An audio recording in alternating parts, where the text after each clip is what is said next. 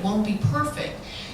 But I think you can be very successful and happy in your work, and at the same time have a personal life and a family, whatever that means to you. And what you begin to do, I think, is first you have to determine what really moves you. If you really want to be in this field, what are you interested in? And sometimes that takes a while. Sometimes you can change over your course of your career, but try to determine what you feel good about, you're interested in, and if you can find a really good group of people that will mentor you and take you in, then I think that opens up many, many opportunities. But the key will be working hard, like you've heard from everybody on this panel. Unfortunately, it's not something that comes without paying a price, but I think the price is worth it. I think that the profession is terrific in what it gives to you and what it allows you to give back to your community and to your clients. When I first started out, I was really fortunate to have someone that Darlene will remember as my mentor, Wood Brown. And he was a terrific, terrific lawyer, and I was terrified of him. As I was associate, he was kind of crotchety and would snarl. And he would call me in at the end of the day and kind of, in the Socratic method, ask me questions, and I would, answer. And of course, he would keep challenging me with more and more questions. And over the years, we developed this incredible relationship, and he gave me opportunities to start trying cases with a lot of insurance cases. And I wanted more opportunities. And what I did at that time, and this is just a suggestion for you guys, because it's tough to get trial work in this day and age, but you might think volunteering and doing pro bono work. I took up some cases in the criminal court system. Dear Calvin Johnson, Judge Johnson, gave me some cases, and I was able to get some incredible experience trying cases, get my confidence, get comfortable with evidence, get comfortable dealing with objections. So I really encourage you to try and look at alternative ways to get the experience that you're going to need to really position yourself one day to be able to approach the clients you want, to convince your colleagues, your partners that you're the one. So I think experience, and you have to be creative now about getting experience. Sometimes it just doesn't come to your doorstep. You got to look around, and in your community, there are so many ways that you can get out there and get, either if you don't want to do trial work, you want to negotiate. The Pro Bono Association has plenty of opportunities for that. So my suggestions are work hard, be creative in looking for alternative sources to give you really good experience that's going to set you apart from the other people. And I think all of that with a positive attitude will really, really get you somewhere. I've joked to my partners along the way that I need a wife. I'm like, I really need a wife. Because at the end of the day, you want to go home to your family, and you want to, every once in a while, I'd like to be able to cook dinner, or I'd like to be able to do all these other things. And you can, but again, it's just a matter of give and take, and not being so hard on yourself and being flexible. Sometimes you have to give 100%, I'm hearing some comments down here, but you have to give 110% to your job. Like Nanette was saying, when you're involved in a really intense trial. But there'll be other times when you can really focus and leave early and be with your kids. You have to just really be able to be flexible and adapt to what's your demands at the time. All right, let's talk about some specifics within the office itself. I know when I was at the firm early in my career, one of the things that I had as a challenge was I got married young. I've been married 17 years. We got married at the end of my first year. So when I started on at the firm, I was already married. And one of the things that I learned when we got married was you should really go to bed at the same time. You should do things together, those kind of things. Well, along with that responsibility was we only had one car. So he would pick me up from work. And so a lot of the associates that started with me did not have to leave work at a certain time because it was not coordinating with a spouse to leave and go home.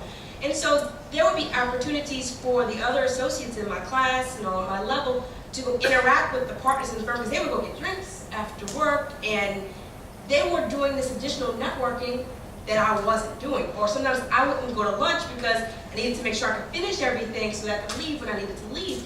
And so I found that as a challenge, not being able to network in that way with the partners in the firm who are actually giving out the work. Are those challenges still existing in the firms, and what is your advice to people with that kind of situation where they're not able to network, or how to improve the networking?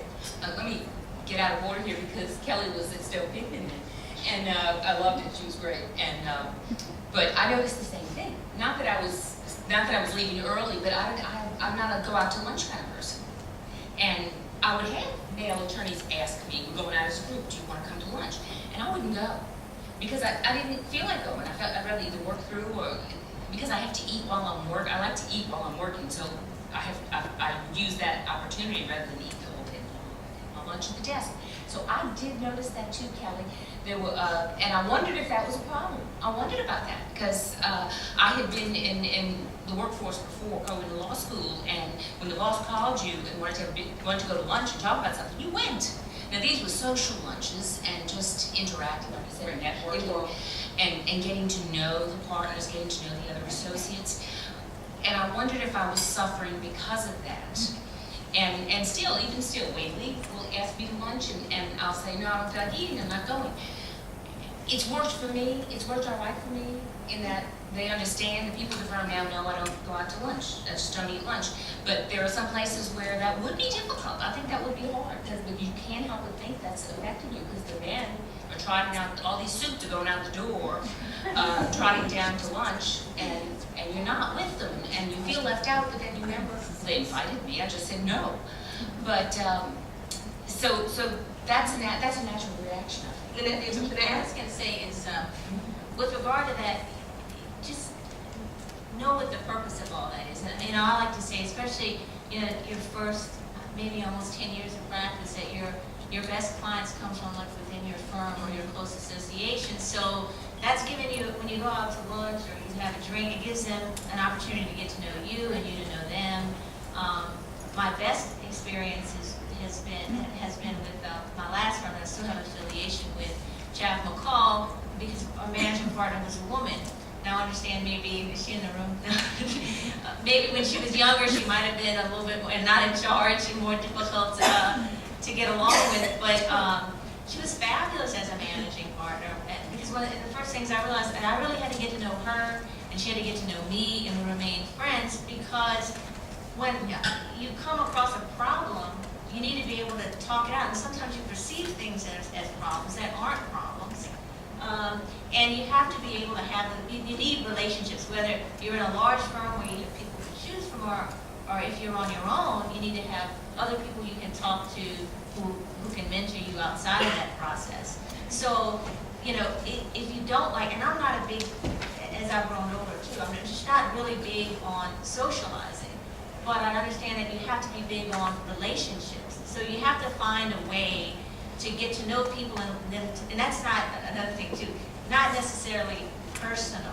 You don't bring all your personal business into the office. What I mean is, just let them know who you are, what you're working on, what you're interested in doing. So there are people who can guide you, because you also need allies at different times, especially I would imagine times like that right now are pretty tough. Tough decisions are being made in firms all across the country. You need people who can speak up for you and can talk about you in a good way, and that like you above, and if everything is equal, who's going to fight for you, to stay within the, and that goes all the way up until you're a partner. You have to have allies, to have people who are just on your side. How many single practitioners do we have in the audience? Can y'all give me your hands? I'm going to direct my comments mainly to you all. I am the boss of my firm. I have 5 lawyers who work with me. They're all males at the time. We had females there. So the buck pretty much stops with me. But as a practitioner with my own law firm, I don't have a law firm with 40 people. It's very important to network and network with other people. A lot of my cases are referral cases. We do a lot of advocacy and maritime work, and a lot of lawyers just don't do it, or class action work. And I never pass up an opportunity to go to lunch or dinner with someone who may be referring a case to me or to my law firm. I just think it's bad business, and I am in business to make